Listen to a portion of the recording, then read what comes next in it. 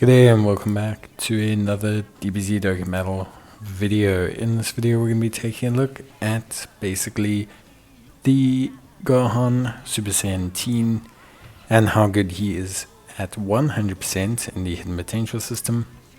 Gohan is a pretty good unit. I think we saw at 55% that he is an offensive powerhouse and defensively fantastic after his super attacks, and I think we'll just see that kind of extrapolated by his rainbow performance. He is a Kamehameha lead of 200%. He greatly raises his attack and raises his defense for one turn with a high chance of stunning the enemy on his 12 key. On his 18 key, he greatly raises attack and raises defense for one turn, causing mega colossal damage to the enemy, whilst raising super class allies defense by 50% for one turn. He has key plus 5 and attack and defense of 200%.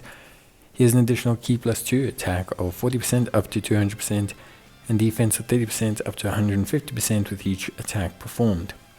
Gets an additional 77% attack within the same turn with each super attack performed. He launches a guaranteed additional attack. There's a great chance of becoming a super attack when key is 18 or more. When key is 24, he gets an additional attack of 58% and launches an additional super attack, and if HP is 77% or more, his attacks are effective against all types. When there is another Kamehameha or Earthbred Fighters category ally attacking the same turn, he gets an additional key plus 2 and guards all attacks, and if HP is 77% or less when receiving an attack, he has a high chance of evading. Now for me, personally, I think you want to build him a split between additional and crit. I know he has attack effective against all types, but that's only if your HP is 77% or more. And to be honest with you, you might find that you fall below that threshold. An important thing also is crits still do primarily more damage than attacks effective against all types. And for me, overall, you want to have that good balance. He already has 2 built-in additionals inside of his passive. And if you give him just a little bit of hidden potential system to additional, he can potentially fire up to 4 attacks. But I find personally that crit gets a lot more out of him, at least on the surface level. His standby skill can be activated for 5 turns, which is pretty important, during which 7 Dragon Balls will appear, and he will gain 1 charge per key sphere obtained by allies and an additional 4 per Dragon Ball key sphere obtained by allies. Basically, your goal is to achieve 35 charges plus getting all 7 Dragon Balls. The more orbs you get, the more damage Gohan is going to do. It's also important to note that other orb changing effects do not interfere with the Dragon Balls, so in general you should be fine. Gohan pretty much has a very good link set. Super Saiyan, Golden Warrior, Saiyan Warrior Race, all in the family, prepare for battle, fierce battle, legendary power, and Bond the Parent and Child, Defenders of Justice, Earthbred Fighters, Full Power, Goku's Family, Hybrid Saiyans, Kamehameha, Martian Brew Saga, Movie Heroes, Power of Wishes, Saviors, Siblings Bond, and Super Saiyans are his categories. Now Gohan is really good. His defense, without All in the Family active, can get to around the 730,000 mark once he's fully built up, and with All in the Family he can get pretty much close to the 1 million mark. Depending on your equips, he'll be sitting at about 842, which realistically is pretty good with a 40% support on the rotation. After his super attacks, remember his defense will go up quite substantially, and basically at that point you'll be sitting in a very good situation defensively. Now of course, the other thing you have to factor in basically is that he does very big damage. His subsequent attacks do almost more damage than his actual main Ultra. The second of the attacks afterwards will pretty much match it, and if you can get a third super attack, he essentially will exceed his Ultra super attacks damage with his normals, which is something that is very impressive.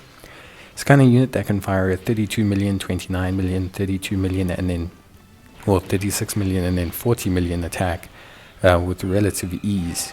And if you have a high crit build, those can all do a lot of damage. Of course, in his standby phase, he's still pretty solid. In his standby mode, he has an inability to attack. However, he has attack of 77% per superclass ally attacking in the same turn, And if all allies attacking in the same turn, he has 77% damage reduction. This will kick in once he finally launches his finish effect, which gives him 258% attack. He also has defense of 50% when receiving an attack per key sphere obtained. He also has guaranteed guard, so defensively he's very good. You can also stand by for up to 5 turns, which generally speaking gives you a pretty good threshold for gathering up the orbs, building up your defense, and having a good time. The other thing that is super duper important when you are looking at essentially like using Gohan, you can use the standby skill to basically guarantee a really good tanking unit for up to 5 turns, which is very good. Usually most standby skills need you to essentially release the standby on the next turn. Gohan is different. You can basically keep him in tank form for 2 turns before you have to release the super attack, which is pretty good, if I do say so myself. So very impressed with Gohan. Personally for me, I think he's great. I think his leader skill is okay. I think Kamehameha is not bad, but I think he fits on some great teams. With movie heroes, Martian Brew Saga, Earthbred Fighters. So there's plenty of great teams that you'll find that Gohan works on. And if you look at just how much damage that finished skill can do, I think it's very impressive just how much damage it can do to the opposition. It's up there, I think, with probably one of the highest nuking skills in the game, and you can have a lot of fun with that, and orb generation, and units like Bulma, etc. that are very good. Obviously, the physical Super Saiyan Trio is a very good unit to run alongside Gohan, and to just run in his team through the orb generation, the 2-turn support, etc. You do have to be a little bit careful of Gohan in the first slot, but I would say outside of that, he's pretty much the perfect second slot unit in the game.